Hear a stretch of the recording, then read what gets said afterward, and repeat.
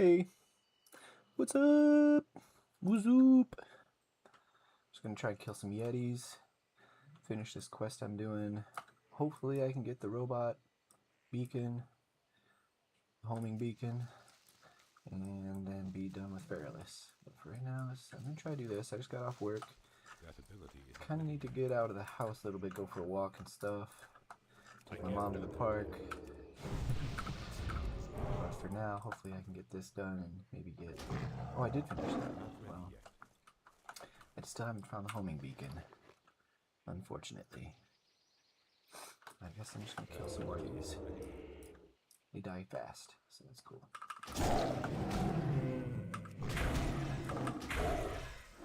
Yep.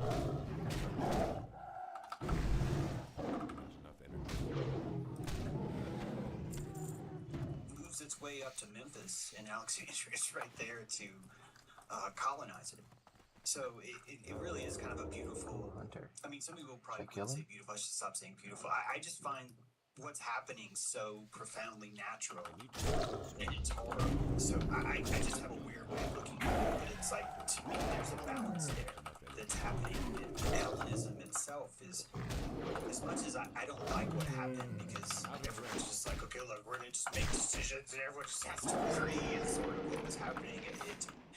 It's a congealing that I think destroys the matriarchy, but it also creates a place for the matriarchy simply by the patriarchy's collapsing is really that has no tolerance in it.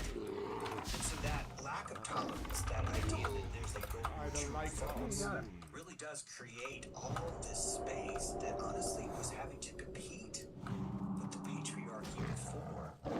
And now this Catholic, paganistic, subjective oral tradition really does have more room, because patriarchy has defined itself and kind of limited itself into a macular sort of, look, we are only this, we are just binarily this. So if you're looking for something that's non-binary, you literally can look anywhere else but here. And this is a special kind of wisdom, I think.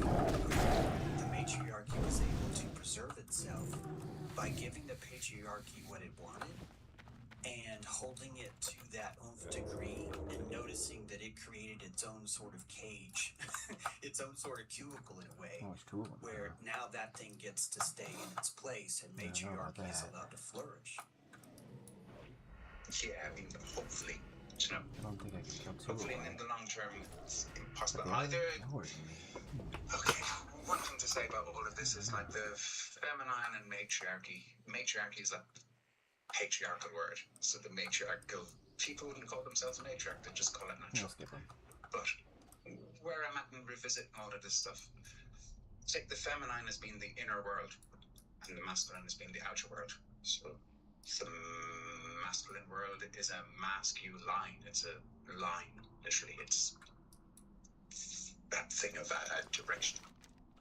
So light travels in straight lines, kind of idea. No.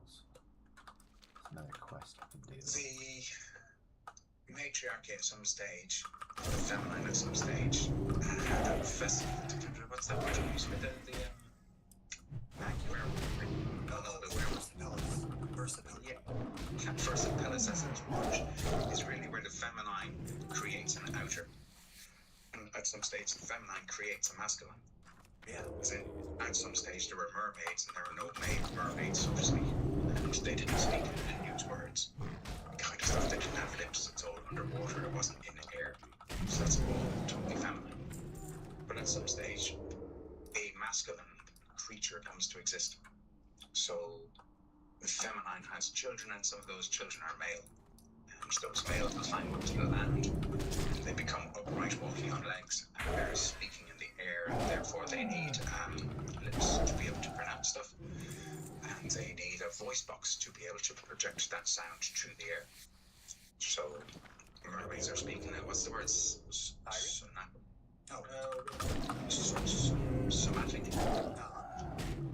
They're somatic, whereas the masculine was all needing ears and eyes. Everything's external. It's opposed to internal. So that's really how I'm looking at everything on its most basic level. That's what's these days. So mankind itself is an appendage, just like the penis is on the outside of your edge. Yeah, I was getting ready to tell you, you're describing the idea of an engorged clitoris that's able to focus so hard on a singular idea that it petrifies and becomes that thing. And this is powerful magic. This is pretty intense. And when you think about what happens with our imagination as we grow, technically, we don't actually stop playing. We don't actually stop pretending. We sort of pick a character that we're now going to imagine that we are consistently. So in a way, the matriarchy gives birth to identity exactly like you're describing. When we are entering Versapella's, this werewolf, we call it losing our shit, which is great. That means you emptied your house, right? But you lose that petrified imaginary identity and slip back into I'm just going to use the word matriarchy just so you know what I mean. And slip back into that matriarchy, become whole. Because you're no longer, this is what I mean by magnet, you're no longer like specifically focused on one particular point in space. It's a peripheral sort of existence, the same way that your identity becomes peripheral. And telling someone in the modern world that your identity could be peripheral is very hard to imagine. You have to go into this state where you're not using words anymore, where you're sort of beholding or emoting, kind of like that pose Jesus has, where his palms are down, but they're open. And he's sort of showing you, Mother Mary's putting his words to him, but it's just this kind of dish of their body where they're just this is that matriarchal identity, where it doesn't need an engorged self. It literally is a parabolic interpretation of the entire world around them. That is the identity. This is very mammalian in like the coolest way possible. The entire warm-blooded identity itself is this. I don't know what I'm going to be. We just need to maintain enough blood temperature so we can remember all of these tricks that we have. Only later does one of those tricks become brought to the forefront. Only later do the other mammals say, hey, I would feel more comfortable if you would just be a plumber.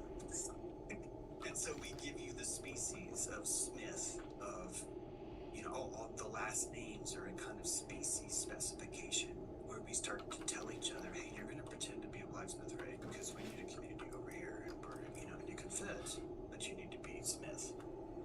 And so we epigenetically remember these things, and we end up being born in this engorged identity, never really knowing that was all a creative act. It's so petrified that we don't even recognize that the entire thing is plurality changing. Yeah, polarity towards a singularity. It ends up being kind of a singularity, yeah. Well, certainly that's a tower. No, go ahead. Well, that's the word that is being used these days for the whole AI thing and the end times thing and the Logos thing and the one world government kind of thing. Singularity is the word we end up for. And there are so many subjects that we can trip around and it'd be hard to in any way finish any sentences and stuff, isn't it? But to stick with what you were just saying there with using the matriarchy, really, I just bring this stuff into the two halves of the brain these days. That one half of the brain is the whole field, which would be like the feminine, and the other half of the brain is specifying into particulars. And the interaction between these two is again like the Protestants and the Catholics, the conservatives and the liberals, and the relationship between these two. So what we talk about with the patriarchy is really that the men have become tall and the men have taken over from the women no longer are minding the fire and ruling the roost. So in imagining back to this stuff, I was like, hey, when it was still the matriarchy and we lived on the land and we'd only just managed to settle and the women were really still ruling things. Ruling being the wrong word, but holding things together being a right word. Maintained. And what would you do? What do you do with young male kids? You just send them off away from the community space and go out there and start messing around, playing your rough games and being boisterous, being disturbing and all that. So the men are really getting sent out away from the women's place. And eventually the men kind of create their own Lord of the Flies kind of community out there. And I think that where a lot of what you would call homosexuality, but where it's rape of older men against younger kids. I think this is where this will have begun. And you start to have not a pecking order among the hens, but a forceful order amongst the males. And that's where you start to have hierarchies. And it's really the most brutal is the one who's in charge. It's not really based on wisdom and that kind of thing. And eventually that kind of society among the males gets powerful enough that it's able to invade the feminine space. Maybe that took 1,000 years, maybe it took a few hundred, maybe it happens at different paces at different times.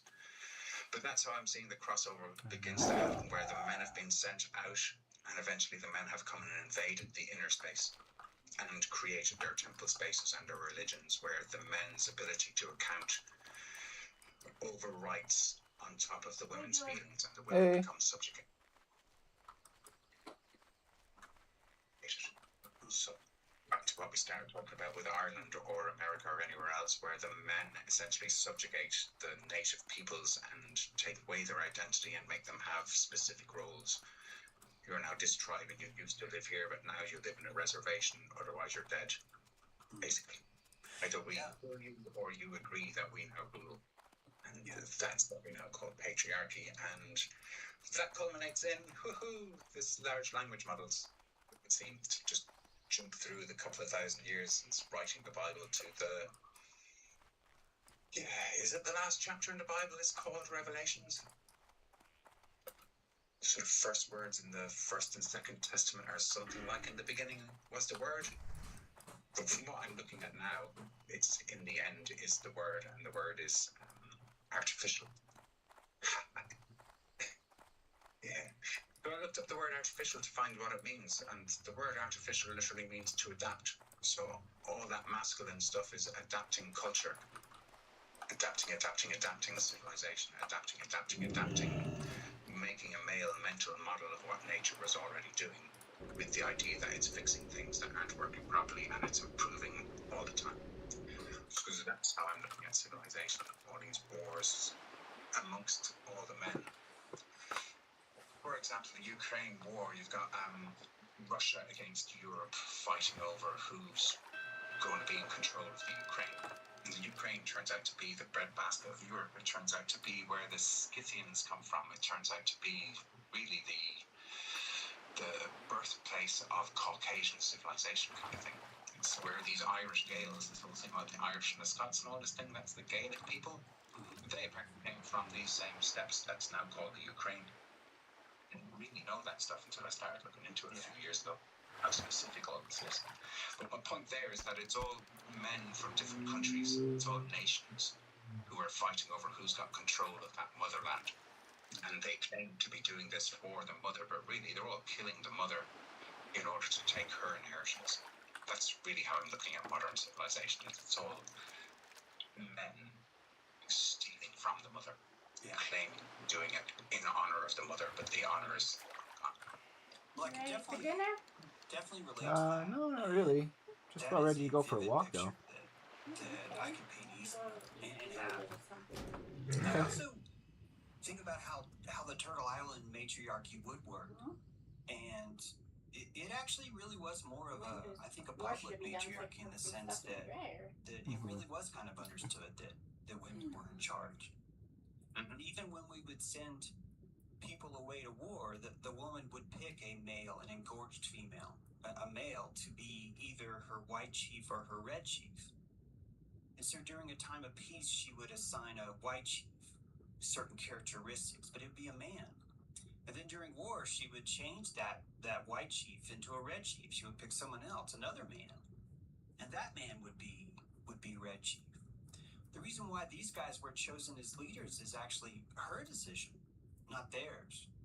And the reason why she's choosing it is because these guys don't even technically own their own kids. as fathers because they're living with their sister or something more akin to a kinship kind of a thing. So that matriarchal system, the Iroquois Confederacy basically set up the idea of a singular house with a bicameral legislation. It already had that before the patriarchal ideas came to this land. So when they came, they already saw a high council of men, but they did not understand that those men were chosen by women, and that the women would never even consider leaving something as important as their land to go to this other fucking swamp, typically. And this is how the Mexicans did it too, by the way, and go there and meet and have a war council. And that was all men. Because women were like, I think it was more about, why would I go there? Why would I go around that? And we picture this idea of being, she picks the most honorable, most truthful, most prideful man in her bunch to represent them as sort of like this Olympics of morality.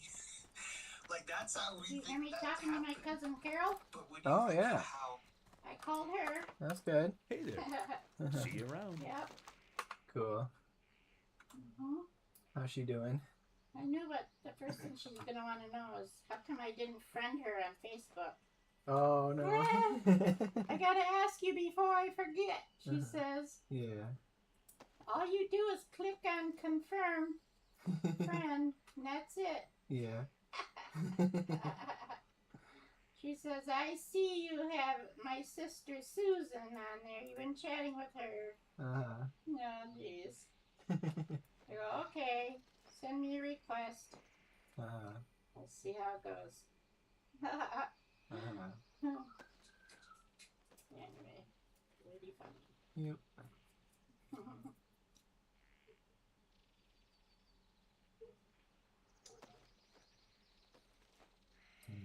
She's got 4 grandkids and she's having all 4 of them overnight for the weekend, starting tonight. Oh, cool. It's a lot of work. They're all under 8. Oh, really? Wow. 4 of them under 8. Yeah. Mm-hmm. Enjoy that. Well, she panicked because she thought they were coming tomorrow, but then she got a text messages while we were on the phone saying, I'm on my way. I think her daughter was coming with her kids. Wow. She says, oh my God, I gotta let you go. Uh-huh. Otherwise, you'd probably still be on the phone. Yeah. Uh-huh.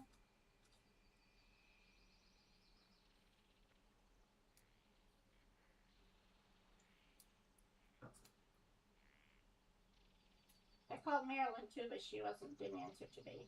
Oh, okay. Not yet, anyway. I'll call her again tonight. Yeah.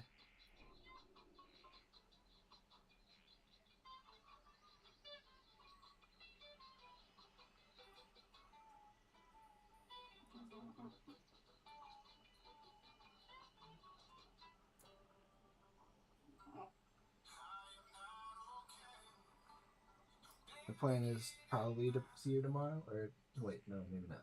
What? If we go there tomorrow, we'd be taking your van, right? Yeah. Oh man. Oh yeah, But it's it's not going to be too hot. It's not gonna be hot. Okay. That's why it would be great. We could. Oh, that could work out. Mm-hmm. Otherwise, you're going to have to wrap a nice pack around her neck. Mm-hmm.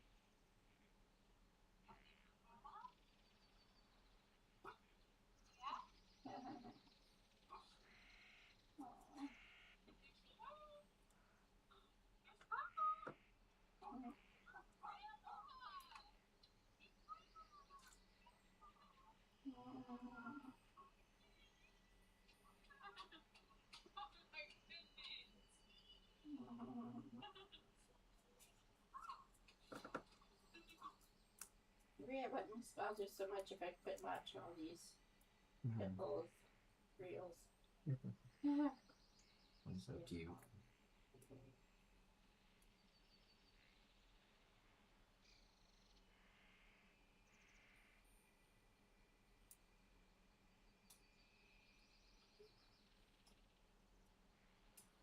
at their eyes, they feel like it's Bowser looking back at us.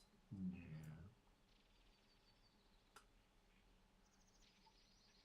He had nice eyes. He did. They were really.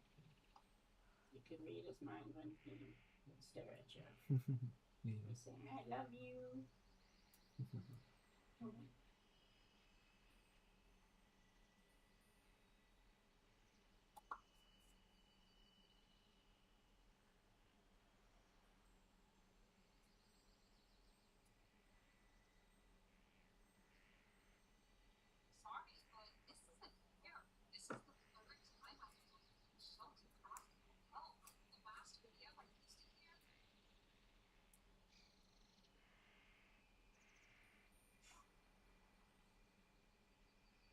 So you ready to go?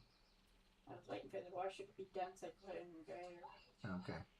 And I wanted to eat a little something. Yeah. But maybe I shouldn't have the washer running anyway when I'm gone. Mm-hmm. Dryer.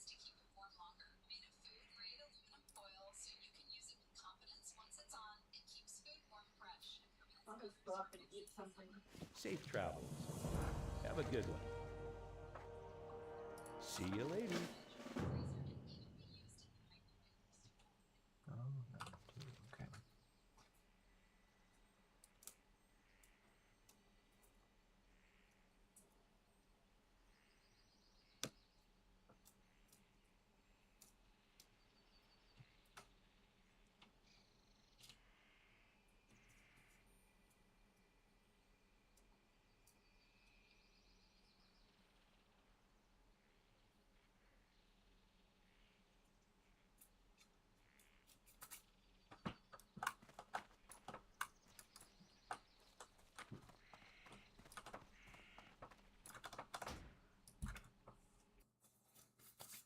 Okay.